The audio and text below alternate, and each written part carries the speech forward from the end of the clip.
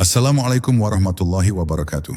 Pernahkah hatimu tiba-tiba terasa berbeda, seolah dunia yang sama kini tak lagi berbicara dengan bahasa yang sama? Pernahkah engkau merasa gelisah tanpa sebab, tenang tanpa alasan, atau rindu tanpa tahu kepada siapa rindu itu tertuju? Jangan buru-buru mengabaikannya. Bisa jadi itu bukan perasaan biasa, bisa jadi itu bukan kebetulan, karena tidak semua hati dipanggil dengan cara yang sama. Ada hati yang dibiarkan sibuk oleh dunia, dan ada hati yang perlahan ditarik menuju cahaya. Pertanyaannya, jika Allah sedang mengetuk, apakah engkau masih sibuk dengan suara lain, atau sedang bersiap membuka pintu yang selama ini tersembunyi di dalam dadamu? Bab 1. Saat cahaya mulai mengetuk hatimu. Ada saat-saat tertentu dalam hidup ketika hatimu terasa gelisah tanpa sebab yang jelas. Bukan karena dunia menyakitimu, bukan pula karena manusia mengkhianatimu, tetapi karena jiwamu sedang dipanggil pulang.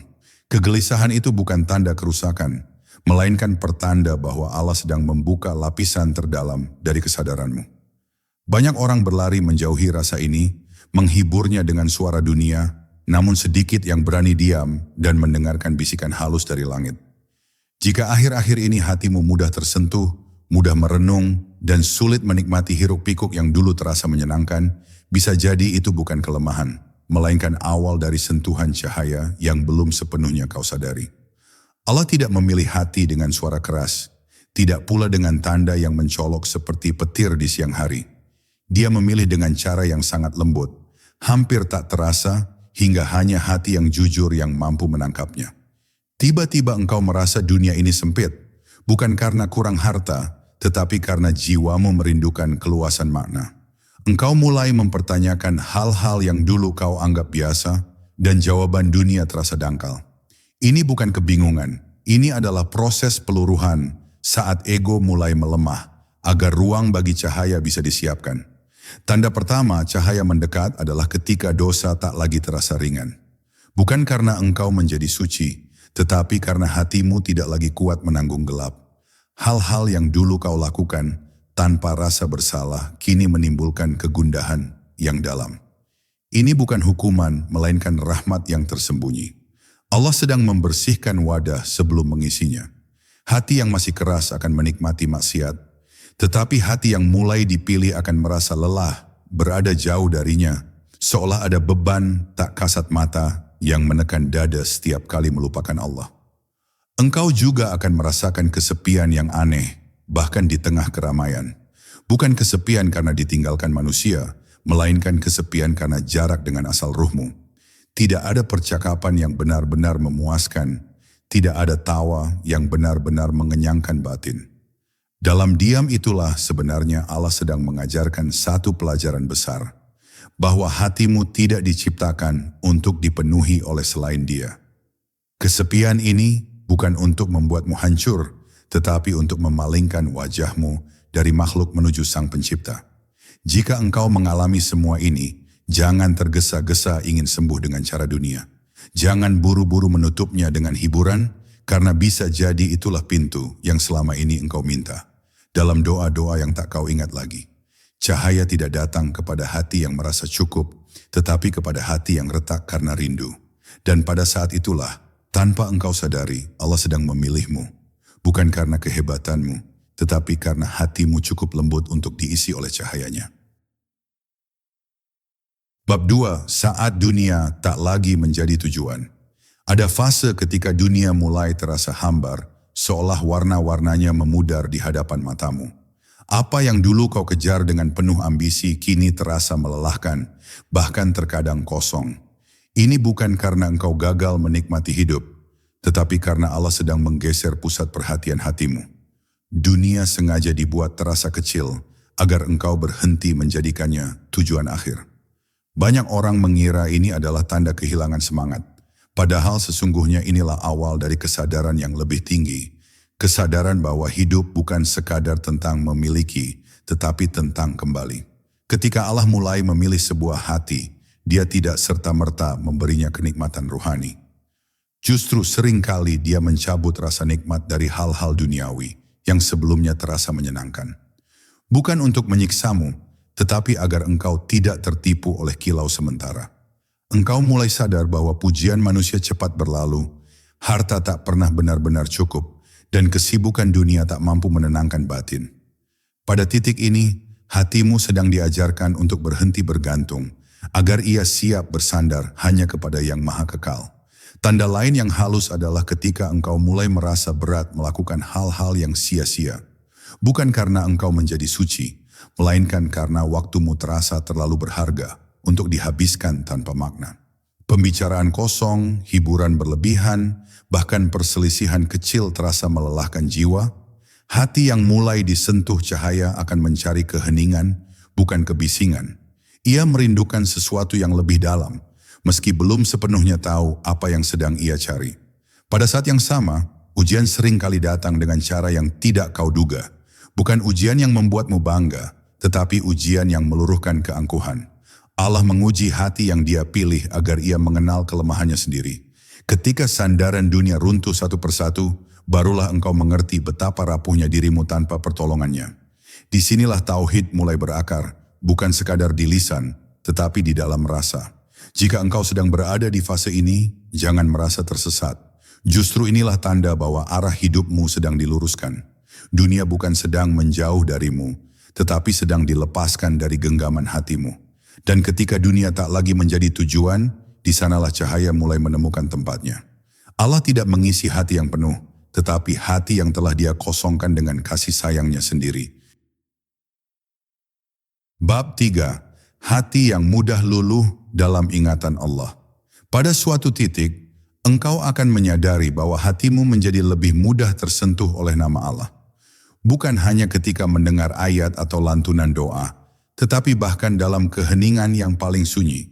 Air mata bisa tiba-tiba jatuh tanpa sebab yang jelas, bukan karena sedih, melainkan karena ada getaran halus yang tak mampu diterjemahkan oleh kata-kata. Ini bukan perasaan biasa, ini adalah tanda bahwa dinding tebal di sekitar hatimu mulai retak, memberi jalan bagi cahaya untuk menyelinap masuk dengan lembut. Hati yang dipilih Allah akan mengalami perubahan rasa terhadap ibadah. Ia tidak lagi sekadar kewajiban yang ditunaikan, melainkan kebutuhan yang dirindukan.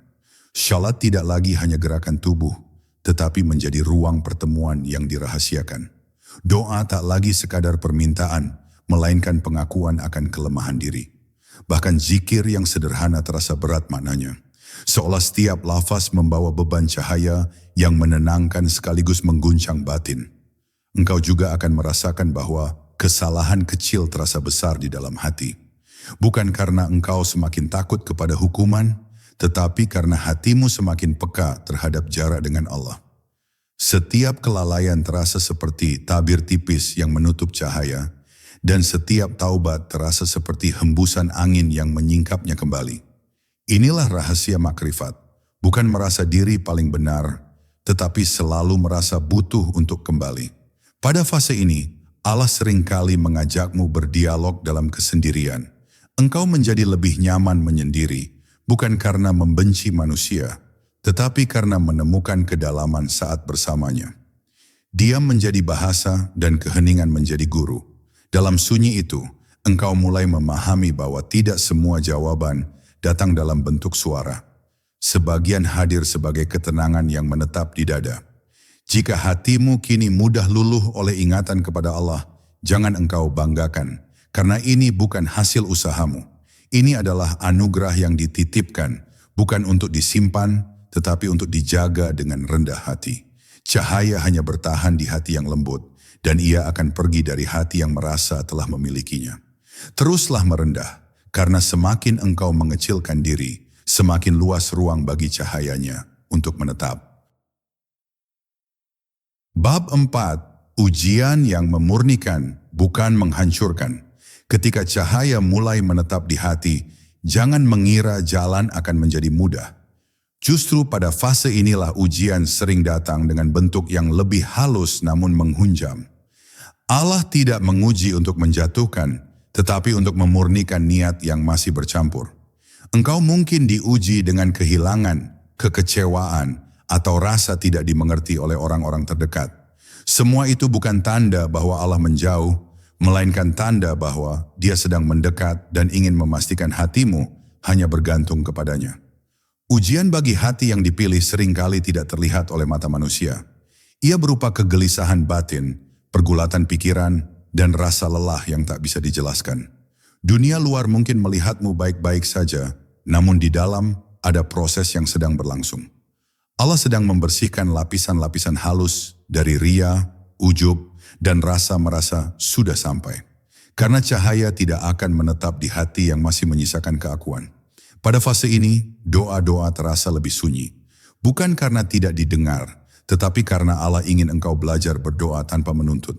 Engkau mulai memahami bahwa tidak semua permintaan harus dikabulkan segera, dan tidak semua penundaan adalah penolakan. Disinilah tauhid diuji pada tingkat yang lebih dalam. Mampukah engkau tetap percaya meski tidak melihat hasil? Mampukah engkau tetap bersujud meski jawaban belum datang? Engkau juga akan belajar bahwa tidak semua orang harus memahami jalan batinmu. Bahkan sebagian mungkin menjauh atau meragukanmu. Ini bukan kebetulan.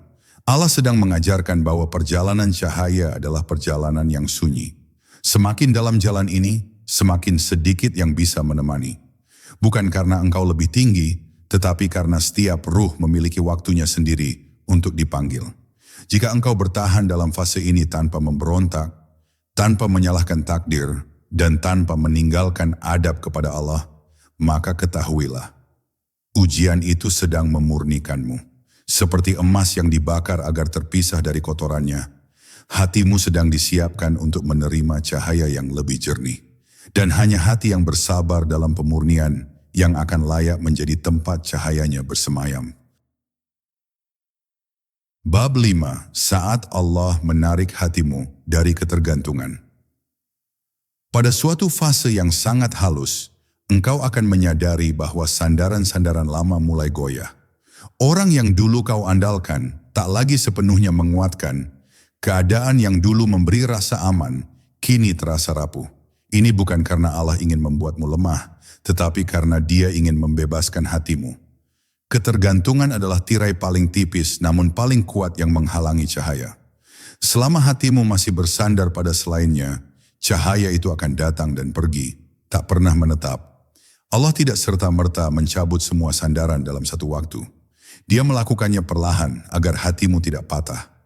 Engkau mungkin mengalami kekecewaan yang berulang, bukan untuk menyakitimu, tetapi agar engkau berhenti berharap pada makhluk dengan harapan yang seharusnya hanya tertuju kepadanya.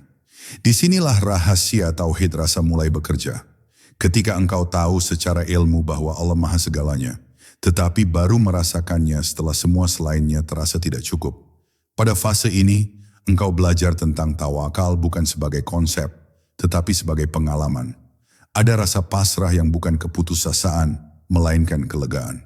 Engkau berhenti memaksa takdir mengikuti keinginanmu dan mulai menerima bahwa apa yang Allah pilihkan selalu lebih tepat daripada apa yang kau rencanakan.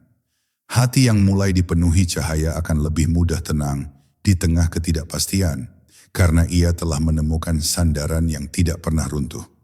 Menariknya, ketika ketergantungan pada makhluk berkurang, hubunganmu dengan manusia justru menjadi lebih sehat. Engkau tidak lagi menuntut, tidak lagi menggantungkan kebahagiaan pada sikap mereka. Engkau mencintai tanpa menguasai, memberi tanpa mengikat, dan menerima tanpa syarat. Ini bukan sikap dingin, melainkan bentuk kemerdekaan batin yang lahir dari tauhid yang mulai matang. Jika engkau sedang merasakan ditarik perlahan dari ketergantungan lama, jangan melawan. Jangan menganggapnya sebagai kehilangan, karena sesungguhnya ini adalah pembebasan. Allah sedang membersihkan ruang terdalam hatimu, bukan untuk dibiarkan kosong, tetapi untuk diisi dengan cahayanya sendiri. Dan ketika cahaya itu menetap, engkau akan mengerti bahwa tidak ada sandaran yang lebih menenangkan selain Dia. Bab 6. Ketenangan yang tak lagi tergantung keadaan. Pada satu titik yang hampir tak disadari, engkau mulai merasakan ketenangan yang aneh. Bukan karena hidupmu bebas masalah, bukan pula karena semua doa telah terjawab, tetapi karena hatimu tidak lagi berontak seperti dulu. Ada damai yang hadir tanpa syarat, menetap bahkan ketika keadaan tidak berpihak. Inilah salah satu tanda paling jujur bahwa cahaya mulai berakar. Ketenangan yang tidak lagi bergantung pada situasi, melainkan bersumber dari dalam. Hati yang telah disentuh cahaya, belajar melihat takdir dengan sudut pandang yang berbeda. Musibah tidak lagi selalu dimaknai sebagai hukuman, dan nikmat tidak lagi membuat lupa diri. Segala sesuatu diterima sebagai bahasa Allah, masing-masing membawa pesan yang harus didengar dengan adab. Disinilah makrifat perlahan tumbuh, bukan sebagai klaim kedekatan, tetapi sebagai rasa pasrah yang dalam terhadap kebijaksanaannya. Engkau juga mulai menyadari bahwa reaksi batinmu berubah. Hal-hal yang dulu mudah memancing amarah kini terasa kecil. Bukan karena engkau menjadi dingin, tetapi karena hatimu sibuk menjaga sesuatu yang lebih berharga. Cahaya membuatmu selektif dalam merespons dunia. Engkau belajar bahwa tidak semua hal layak direspon, dan tidak semua perasaan harus dituruti. Ini bukan penekanan emosi, melainkan kedewasaan ruhani. Dalam ibadah, engkau merasakan kehadiran yang lebih hening. Tidak selalu disertai rasa haru atau getaran kuat, namun ada konsistensi yang tenang. Engkau beribadah bukan karena dorongan emosi sesaat, tetapi karena kesadaran akan posisi dirimu sebagai hamba. Inilah bentuk kematangan yang jarang disadari. Saat engkau tetap setia meski tanpa rasa manis, tetap sujud meski tanpa getar. Jika engkau kini menemukan ketenangan yang tidak bergantung pada keadaan, jagalah ia dengan syukur dan rendah hati. Jangan mencari sensasi, jangan mengejar pengalaman luar biasa. Cahaya sejati tidak selalu terasa menggelegar. Seringkali ia hadir sebagai ketenangan yang sunyi. Dan justru dalam sunyi itulah Allah paling dekat, menyertai hatimu tanpa perlu banyak tanda. Bab 7, Allah mengajarkanmu melihat dengan hati. Pada fase yang semakin dalam, engkau mulai menyadari bahwa cara pandangmu terhadap hidup berubah secara perlahan namun pasti. Engkau tidak lagi mudah menilai sesuatu hanya dari permukaannya. Peristiwa yang sama kini berbicara dengan bahasa yang berbeda di hatimu. Disinilah Allah mulai mengajarkanmu melihat bukan hanya dengan mata, tetapi dengan hati. Sebuah kemampuan yang tidak bisa dipelajari dari buku, melainkan dianugerahkan kepada hati yang telah dibersihkan. Engkau mulai memahami bahwa setiap kejadian membawa pesan, bahkan yang paling menyakitkan sekalipun. Bukan berarti engkau menikmati rasa sakit, tetapi engkau tidak lagi menolaknya dengan kebencian. Ada penerimaan yang dalam, seolah hatimu berkata, "Aku belum mengerti sekarang, tetapi aku percaya." Inilah puncak adab seorang hamba. Percaya sebelum paham, berserah sebelum menguasai. Pada titik ini, engkau juga menjadi lebih berhati-hati dalam berbicara dan bersikap. Bukan karena takut salah di mata manusia, tetapi karena engkau sadar setiap kata meninggalkan jejak di hati sendiri dan orang lain. Cahaya membuatmu lebih lembut, bukan lebih keras. Engkau belajar bahwa kebenaran yang disampaikan tanpa kasih hanya akan melahirkan luka, bukan kesadaran. Engkau juga mulai merasakan bahwa hatimu peka terhadap ketidakikhlasan, baik dalam dirimu maupun orang lain. Namun anehnya, kepekaan ini tidak melahirkan penghakiman, melainkan doa. Engkau lebih mudah mendoakan daripada mencela, lebih memilih diam daripada mematahkan. Inilah tanda bahwa cahaya telah mengubah cara kerjanya di dalam dirimu, dari ingin menang menjadi ingin selamat. Jika engkau kini merasa melihat hidup dengan cara yang lebih dalam dan lebih lembut, ketahuilah bahwa ini bukan kebijaksanaanmu. Ini adalah hasil dari cahaya yang bekerja diam-diam di hatimu. Teruslah menjaga adab, karena penglihatan hati hanya bertahan pada jiwa yang rendah dan jujur. Sekali kesombongan masuk, cahaya itu akan memudar tanpa banyak peringatan.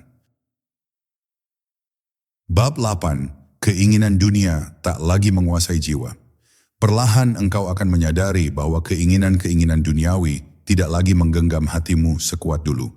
Bukan karena engkau membenci dunia, tetapi karena dunia telah kembali ke tempatnya yang wajar. Engkau tetap bekerja, tetap berusaha, tetap bermimpi, namun semua itu tidak lagi mengikat jiwamu. Jika tercapai, engkau bersyukur tanpa mabuk. Jika gagal, engkau menerima tanpa runtuh. Inilah tanda bahwa cahaya telah menata ulang prioritas di dalam hatimu. Hati yang mulai dipenuhi cahaya tidak kehilangan selera hidup, justru ia menjadi lebih jernih dalam memilih. Engkau tidak lagi terobsesi pada pengakuan, tidak tergesa mengejar pembuktian diri. Ada ketenangan dalam menjadi cukup, sebuah rasa yang tidak bisa dibeli oleh pujian atau kekuasaan. Engkau mengerti bahwa nilai dirimu tidak ditentukan oleh apa yang terlihat, tetapi oleh bagaimana hatimu tetap terhubung kepada Allah dalam diam. Pada fase ini, engkau juga belajar tentang zuhud yang sejati. Bukan meninggalkan dunia secara fisik, tetapi melepaskannya dari singgasana hati. Engkau bisa memiliki tanpa dimiliki, menikmati tanpa diperbudak. Dunia ada di tanganmu, bukan di dadamu. Inilah kebebasan ruhani yang jarang dipahami. Ketika engkau tidak lagi takut kehilangan, karena yang paling berharga tidak pernah bergantung pada apapun yang bisa hilang. Menariknya, ketika keinginan dunia melemah, kepekaan terhadap akhirat justru menguat. Engkau lebih mudah tergerak oleh amal kecil, lebih berhati-hati terhadap hal yang syubhat, dan lebih sadar akan perjalanan panjang setelah mati. Bukan dengan ketakutan yang mencekam, tetapi dengan kesiapan yang tenang. Cahaya membuat akhirat terasa dekat, tanpa membuat dunia terasa hina. Jika engkau kini merasakan dunia tak lagi menguasai jiwamu, jangan salah paham dan merasa telah sampai. Ini bukan garis akhir, melainkan tanda bahwa hatimu mulai tertata. Teruslah berjalan dengan rendah hati, karena cahaya hanya menetap pada hati yang tidak mengklaimnya. Dan selama engkau menjaga posisi dunia di luar hatimu, cahaya itu akan terus menyinari langkahmu tanpa kau sadari. Bab 9. Rindu yang tak lagi bisa dijelaskan. Pada tahap ini, engkau akan merasakan sesuatu yang sangat halus namun mendalam. Rindu yang tidak memiliki bentuk, bukan rindu kepada manusia, bukan pula rindu kepada keadaan tertentu, tetapi rindu yang mengalir diam-diam di dalam dada. Engkau sulit menjelaskannya, namun ia nyata. Rindu ini muncul tanpa sebab, sering hadir dalam kesendirian, dan semakin kuat ketika engkau diam. Inilah rindu ruh kepada asalnya, sebuah tanda bahwa cahaya telah mengingatkan jiwamu pada tempat ia bermula. Rindu ini membuat ibadah terasa berbeda. Bukan lagi sekadar kewajiban atau rutinitas, melainkan jawaban atas panggilan batin. Engkau sholat bukan hanya untuk menunaikan perintah, tetapi karena ada dorongan halus untuk mendekat. Doa tidak selalu panjang, namun jujur. Zikir tidak selalu keras, namun hadir. Disinilah engkau mulai memahami bahwa Allah tidak selalu dicari dengan suara, tetapi dengan kehadiran hati. Pada saat yang sama, engkau menyadari bahwa dunia terasa semakin sementara. Bukan dengan pandangan pesimis, tetapi dengan kejernihan. Segala sesuatu tampak seperti titipan yang suatu saat akan dikembalikan. Hal ini tidak membuatmu takut hidup, justru membuatmu lebih berhati-hati dalam menjalaninya. Setiap langkah menjadi bernilai, setiap niat menjadi penting, karena engkau sadar waktu bukan lagi sekadar angka, melainkan amanah. Rindu ini juga membawa kelembutan dalam hubunganmu dengan manusia.